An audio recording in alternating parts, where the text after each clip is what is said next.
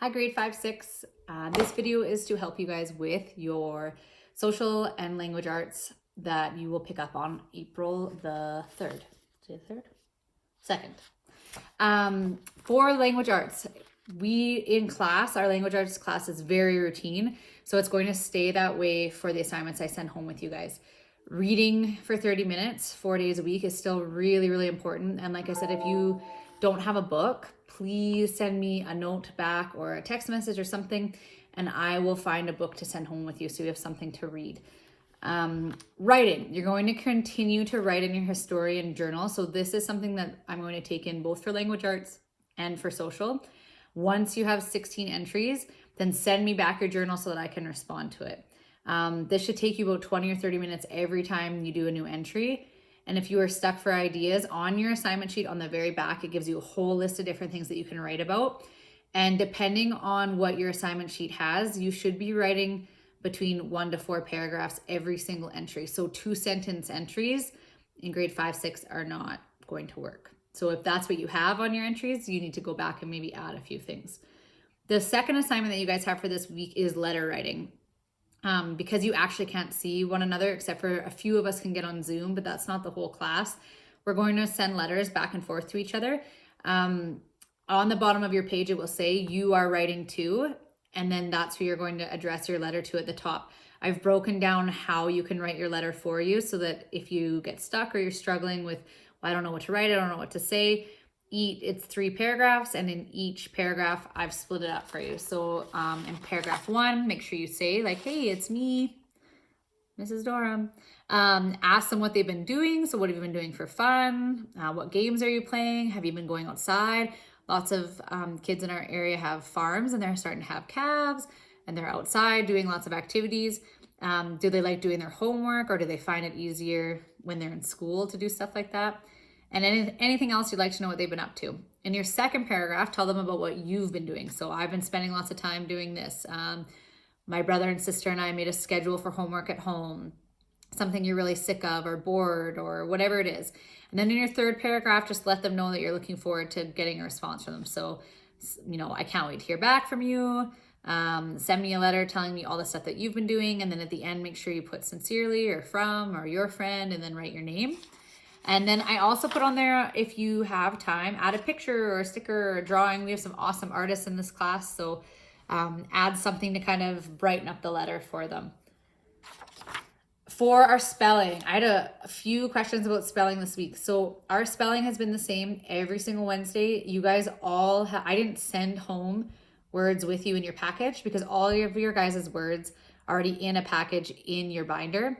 If you're running out of words, then either send me a picture if you can of the last page that you have, or send it back to me, and then you might just not have word work for 1 week, and then the following week I'll send you a whole package.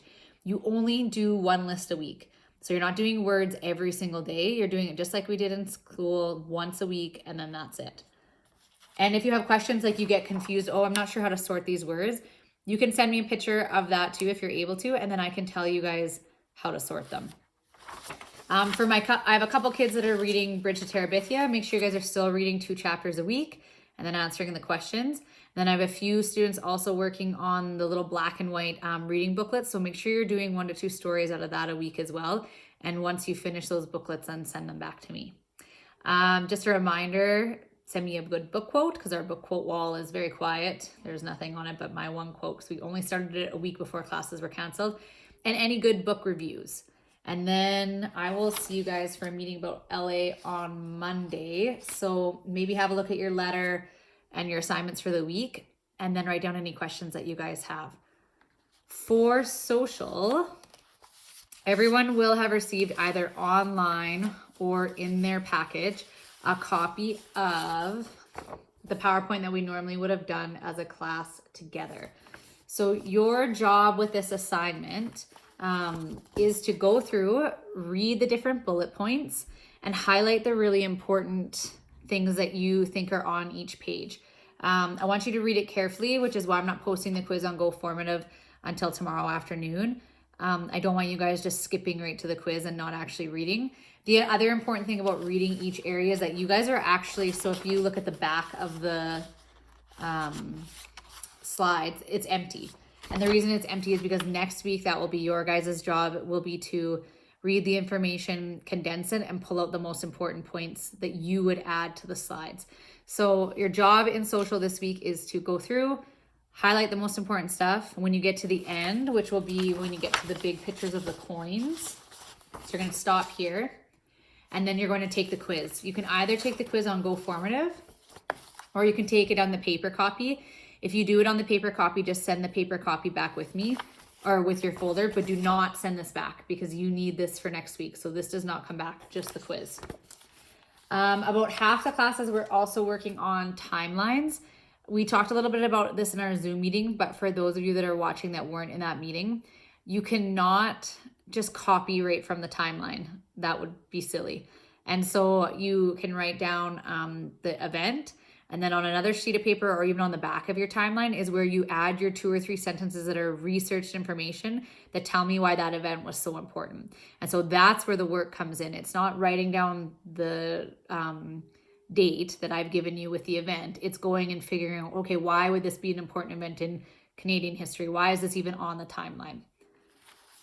So each week you'll do 3 or 4 of those. When you get to the end of your timeline and you've finished the 2 pages that I've sent you, I'd like you to send me your timeline and that page back so that I can go over your timeline, and then I'll send you the next page. But you guys probably won't be sending me anything back for that until sometime after Easter. Okay, so this week for social, highlight the important parts on the Google Slides. Either make a copy off Google Classroom or use the paper copy. If you're doing the time, and then do the quiz on GoFormative or on paper. If you do the quiz on paper, send that back to me. Do not send back the big printed out thing that says Exploring the West. And then for those of you that are doing the timeline, make sure you add 3 or 4 events to your timeline and do the research about why they're so important. If you guys have any questions, you can always email me or text me or call the school. And then I hope to see most of you on Monday for our Zoom meeting. Have a good weekend.